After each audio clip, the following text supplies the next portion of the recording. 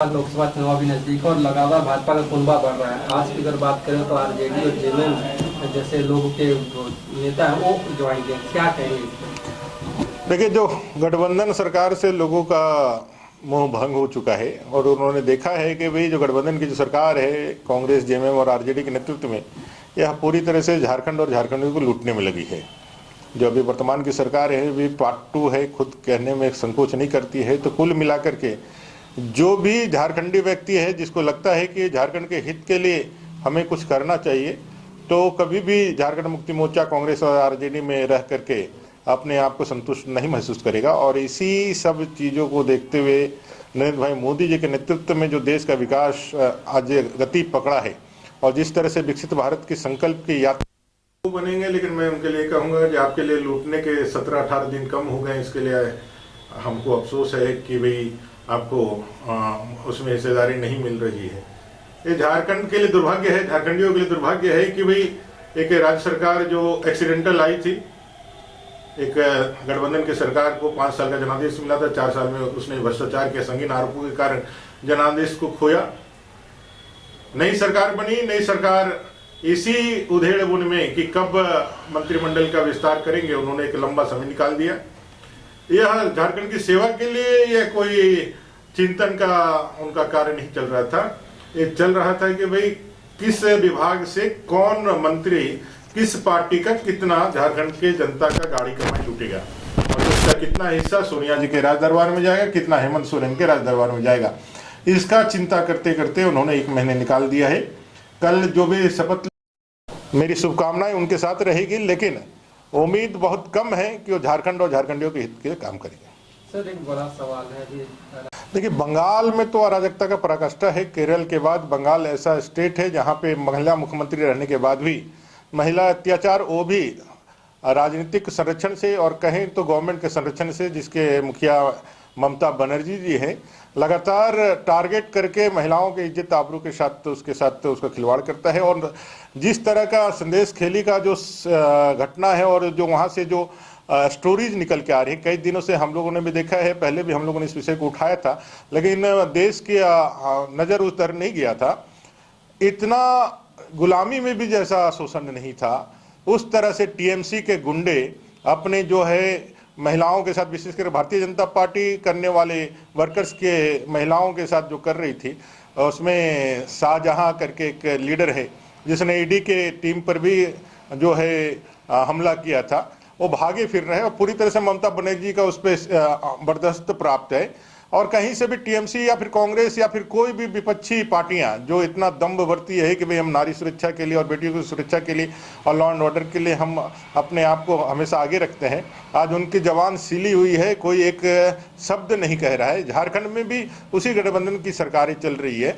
मेरा ये कहना है, मैंने सदन के अंदर भी कहा था, मुखौटा कोई भी हो, लेकिन इस देश में जो एजेंडा और नैरेटिव जो सेट करने वाले हैं वो ये हालिम फाजिल जैसे लोग ही हैं, वो शाहजहां जैसे लोग ही हैं, यहाँ आलमगीर आलम साहब, हाफिजुद्दीन साहब ऐसे ही लोग हैं, और जॉर्ज सोरोस जैसे लोग हैं जो विदेश में बैठ करके एजेंडा और नैरेटिव सेट करते हैं जो भारत को कैसे हम उसके बढ़ते कदम को और उसमें जो भी बाधा उत्पन्न करने वाले तत्व हैं उसको कैसे रोके, उसके लिए वो पूरा प्रयासरत रहते हैं। और संदेश खेली की घटना के लिए जिस तरह से हमारे वहाँ के प्रदेश अध्यक्ष जी को, सुकांतु मंजूरदार जी पे जिस तरह से हमला हुआ, उसको पीटा गया, जिस तरह से अन्य कई भारतीय जनता पार्टी के लीडर को पीटा गया, मैं समझता हूं कि संदेश खेली का लोगों के न्याय देने के लिए पूरे देश को आवाज़ उठाना चाहिए और यहाँ के सरकार को भी यह कहना चाहिए कि भाई हम उसका विरोध करते हैं। कांग्रेस, जेएमएम, आरजेडी को कहना चाहिए कि उसके साथ खड़ी है कि उसका विरोध करती है।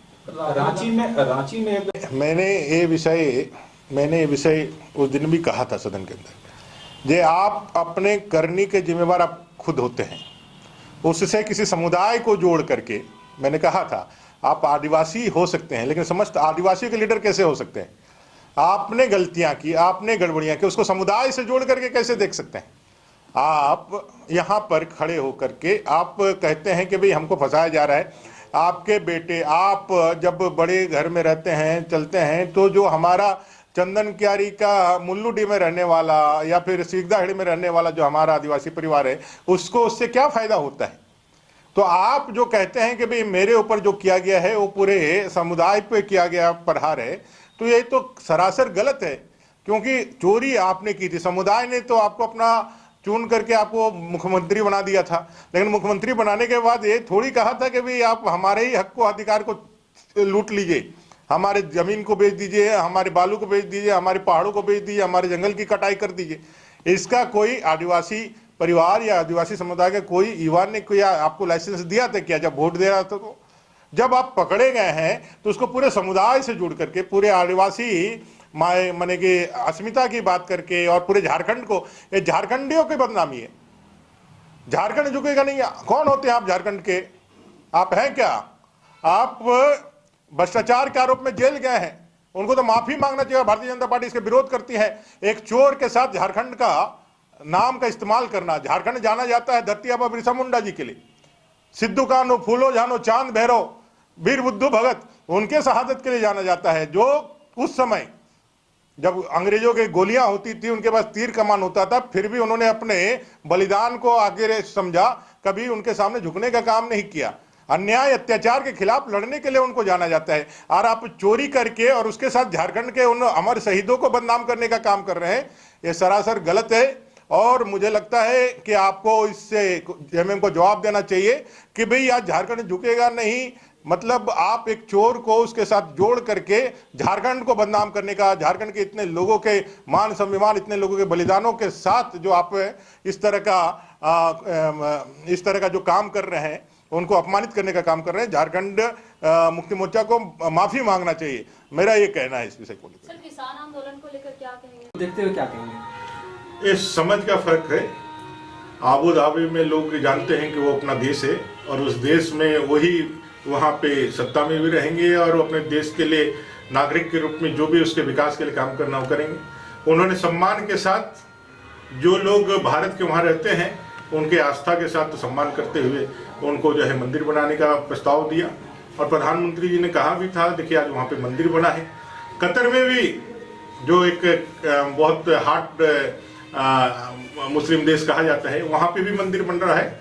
लेकिन भारत के अंदर यही जो वोट बैंक की राजनीति के लिए कांग्रेस ने जिस तरह से जहर और तुष्टीकरण की बीज बोई थी अल्पसंख्यक मुसलमानों के अंदर कि भाई आपको हमारे राज्य के लिए सुरक्षित है, बहुसंख्यक आपको दबा देंगे, ऐसा उनके मन में जो घृणा का, ईर्ष्या का, जो बंटवारे का, धर्म के आधार पर बांटकर राजनीति करने का जो उन्होंने बीज बोया था आजादी के बाद ही, पाकिस्तान को जब उन्होंने अलग राष्ट्र के रूप में जब उन्होंने एक्सेप्ट किया, उस समय के जितने भी हमारे राजनेता थे, 14 अगस्त 1947 जिस समय लाखों लोगों के हत्या और लाखों लोगों के 100 के ऊपर पाकिस्तान बना था, तो कांग्रेस ने उसी समय ये बुनियाद रखी थी जिसका दंश आज तक लोग झेल रहा है। लोगों को ये समझने ही नहीं दिया जा रहा है कि ये देश देश विकसित होगा, देश में अमन शांति होगी तो उसका हिस्सेदारी आपको भी मिलेगी, आपके घर वो खुशी और वो हिस्सेदारी आपके चूल्हे तक पहुंचेगी। यह जो समझ का अंतर है वो धीरे धीरे खत्म होगा और बहुत जल्द जो हमारे राष्ट्रभक्त जो मुस्लिम समुदाय के लोग हैं वो भी इस बात को स्थापित करेंगे कि भारत में रहने वाला हर एक नागरिक, चाहे किसी पंथ को मानने वाला हो, चाहे हिंदू हो, मुस्लिम हो, सिख हो, ईसाई हो, चाहे हमारा जो है सिख हो, बौद्ध हो, ये सारे लोग इस बात को अपने मन हृदय में रख करके ये देश अपना है और देश को आगे बढ़ाना ही हमारा कार्य है। तब यह हमेशा के लिए ये जो भाव कुछ दिनों के लिए पनपाने का कोशिश वापस किया जा रहा है वो खत्म हो गया। धन्यवाद।